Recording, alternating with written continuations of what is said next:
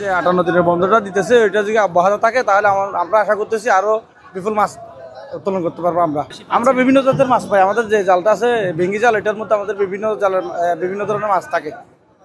এ থেকে যে পর্যন্ত সব মাছ থাকে ইনশাআল্লাহ। বড় মাছ এখানে লইট্টা মাছ একটু বেশি পাওয়া যায়, আর চুরি মাছ, পাইসা মাছ, চিংড়ি মাছ, চিংড়ি আর কি।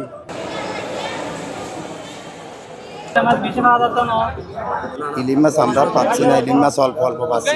সরকার না পাওয়ার কারণটা কি আমরা বুঝতে পারবো না। আমরা ইলিশ আমাদের থেকে ইলিশ মাছ ইলিশ জাল না বেঙ্গি জাল, ইলিশ মাছ কম। এটা হলো আপনার কুড়া জালের বলা হয়, এটা হলো আপনার উত্তরাঞ্চলের দিকে বলা হয় কুটা পার বলা হয়। সাগরে গেছি, সাগরের অবস্থা একটু মোটামুটি ভালো আছে। কাল থেকে একটু ওয়েদার একটু কুয়াশা হয়েছে, বৃষ্টি আছে, এখন একটু সাগরের অবস্থা ভালো।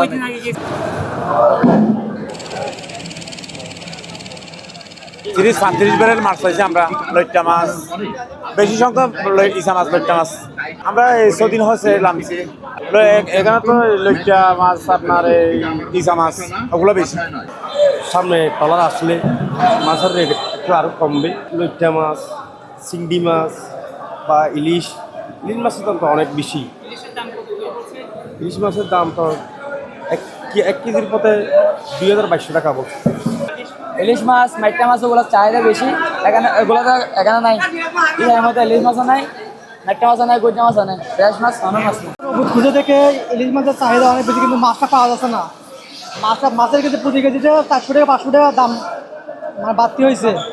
এ মাছ চলতো আগে 1800 টাকা, এই মাছ চলতেছে 2500-2600 টাকা কেজি চলতেছে। অন্য মাছ নাই, আর টলা আসতে পারে না, আর পিছের ঘাটে মাছ অনেক কম, সেই জন্য আর কি মাছের দামটা একটু বাড়তি চলতেছে। যেগুলো মাছের দাম ছিল আগে 400-500 টাকা, আপনার এই ধরেন এই যে চিংড়ি মাছ, যেমন গলদা চিংড়ি 700 টাকা কেজির মাছ 1000 টাকা চলতেছে। আবার রূপচাঁদা 1200 টাকা কেজির মাছ 1500 টাকা 1400 টাকা চলতেছে। তারপরে এখন ইলিশ মাছ একটা কম দেখা যায়, দর মাছ।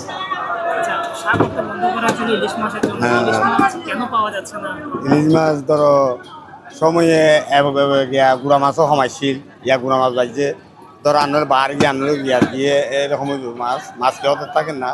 বড় মাছ ধরো না, লইট্টা মাছ একটা বেশি, আর এটির মাঝে এবার করছে ইসা মাছ বেশি, ডর মাছ কম। না পাওয়ার কারণটা কি? ধরুন মাছ বৃষ্টি একা কমেছে এবছর, এতলা মাছ একা কম। জেলেরা মোটামুটি খুশি হচ্ছে। তো আশা করতেছি সামনে আমরা আরও ভালো মাছ আহরণ করতে পারবো। তারপরে হচ্ছে সাগরে একটা সমস্যা আছে, সেটা হচ্ছে ডাকাতদের যে উৎপাত বেড়ে গেছে।